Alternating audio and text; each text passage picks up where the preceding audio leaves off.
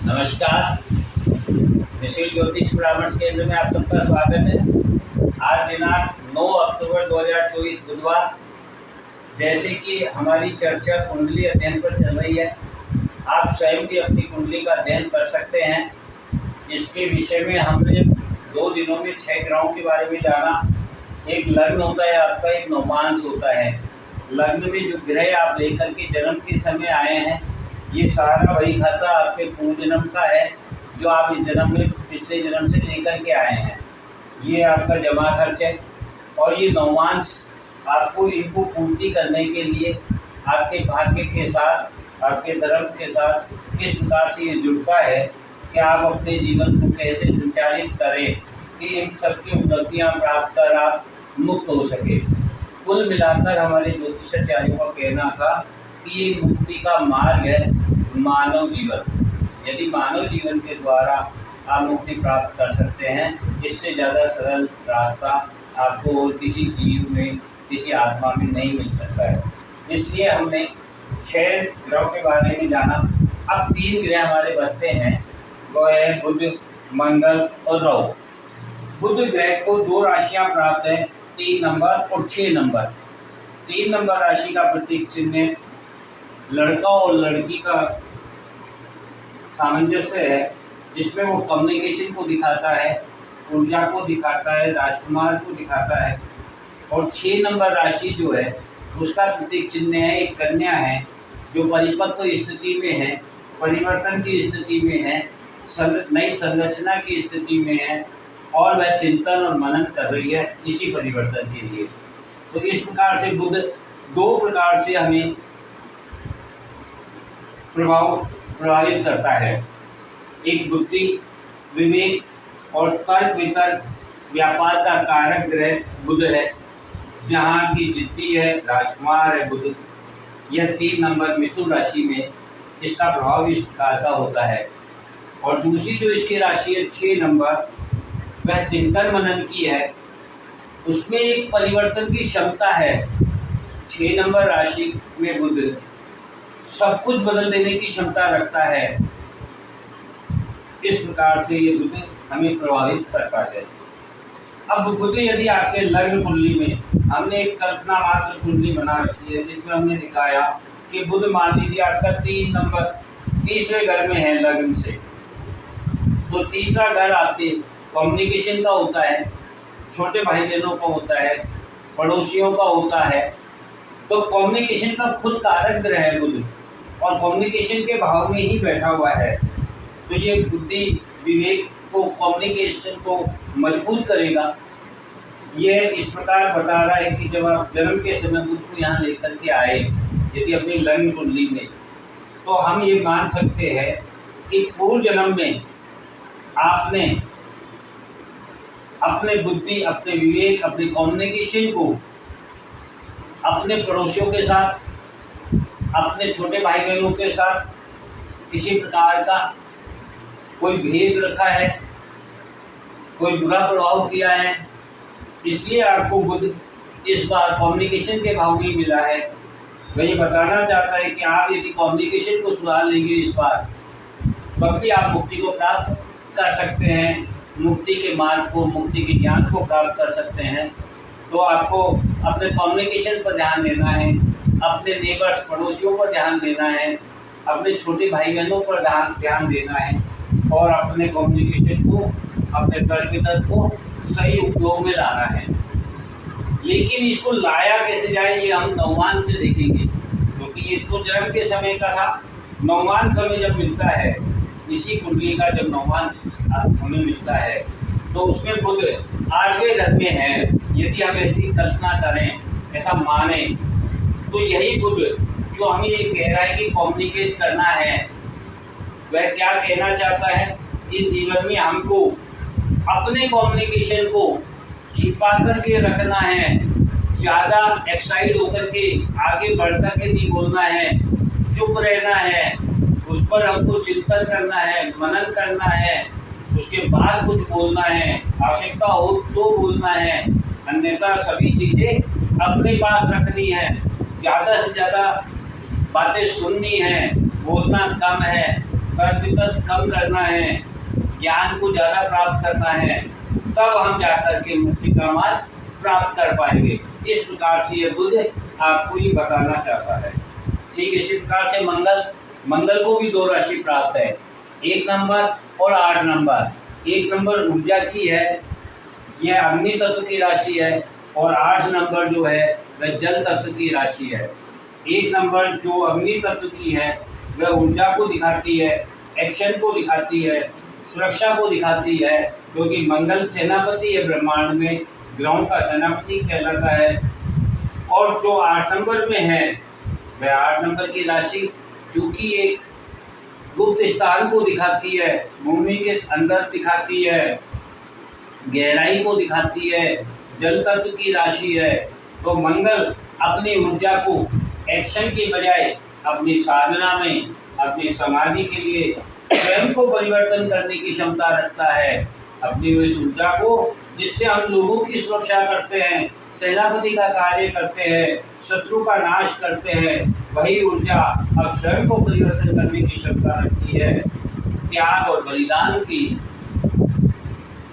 ऊर्जा रखती है, क्षमता रखती है, क्योंकि मंगल दोनों तरह से कार्य करता है, एक स्वयं के सेल्फ डिफेंस में और दूसरा सेल्फ को तैयार करने में, निर्मित करने में, स्वयं को समझने में। इस प्रकार से मंगल भी 2 प्रकार से कार्य करता है।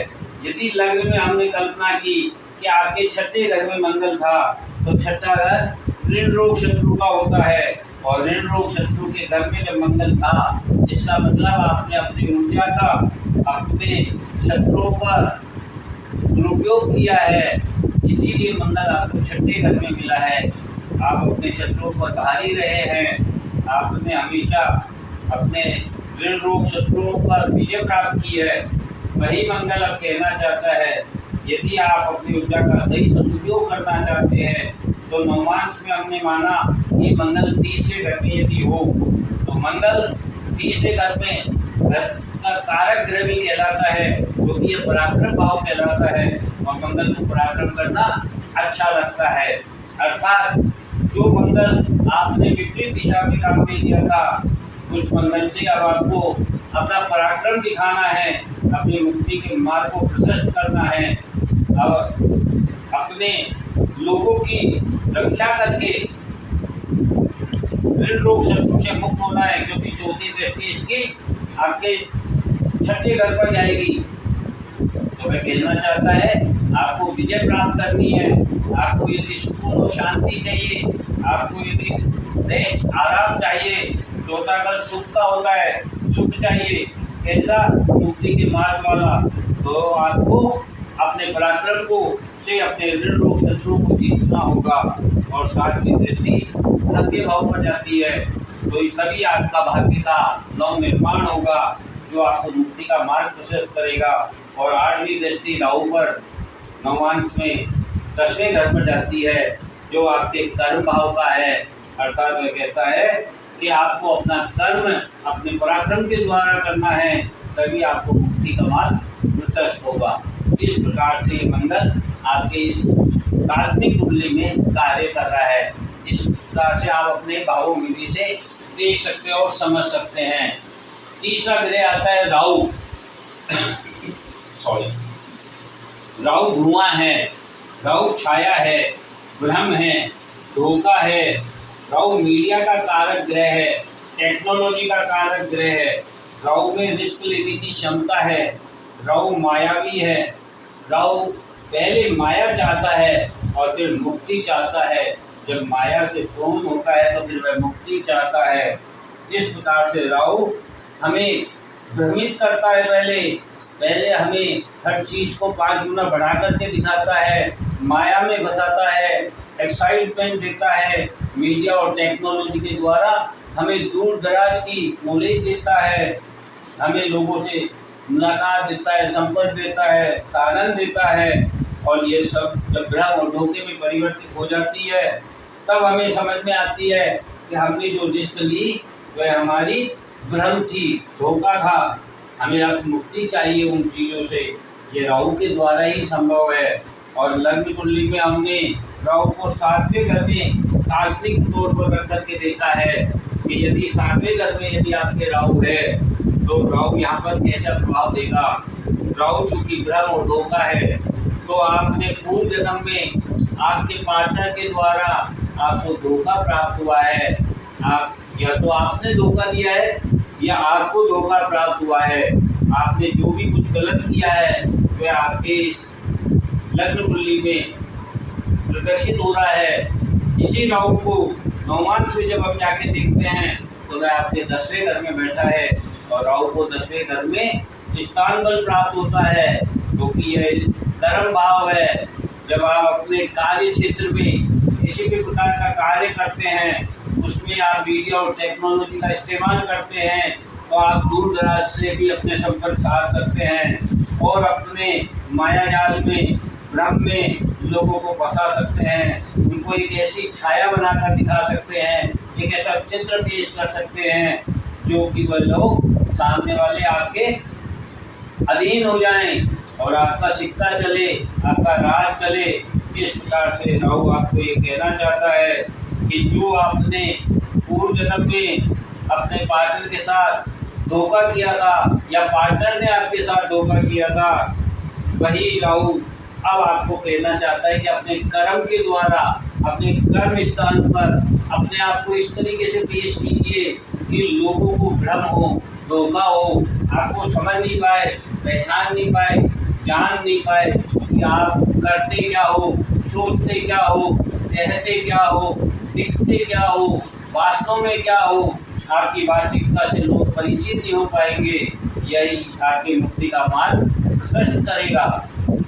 इस प्रकार से हमने 3 दिन में 9 ग्रहों के बारे में विस्तार से जानने का प्रयत्न किया कि हम यदि स्वयं अपने लग्न कुंडली को देख करके ये देख सकें कि हम क्या लेकर के आए हैं और उसे किस प्रकार से आगे हमें अपने जीवन में काम में लेना है, ताकि ये सभी ग्रह हमारा सहयोग कर सके और हमारी मुक्ति के मार्ग को प्रशस्त कर सके।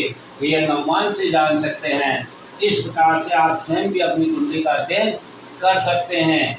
हालांकि ये विषय कोई ऐसा नहीं है कि एक ही दिन में या 1 महीने में या 1 साल में सीख लिया जाए। ये तार जिंदगी भी यदि हम सीखते रहें तो इसमें इतने रहस्य है जितने रहस्य हमारे ब्रह्मांड में हैं। लेकिन ऊपरी तौर पर आम आदमी के लिए इतना जानना सफिशिएंट है कि कौन सा ग्रह मुझे क्या कहना चाहता है और मुझे किस तरीके के कार्य करने से अपने सुख मिल सकते हैं, मार्ग, मुक्ति का मार्ग मिल सकता है और मैं इस माया जाल से बच सकता हूँ, इस धोखे से, इस दुनिया से, इस समस्याओं से बच सकता हूँ। बस इतना जानना भी हमारे लिए, आम आदमी के लिए काफ़ी होता है, सफिशिएंट होता है। जय हिंद, जय भारत।